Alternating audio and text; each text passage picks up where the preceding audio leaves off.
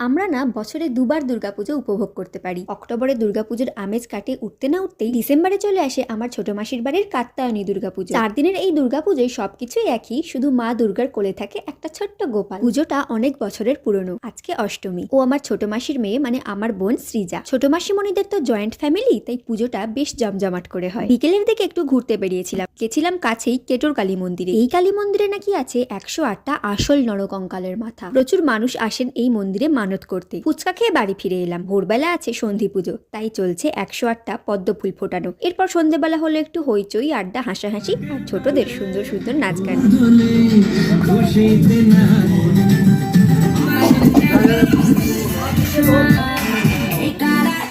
এরপর হলো অষ্টমীর সন্ধ্যারতি,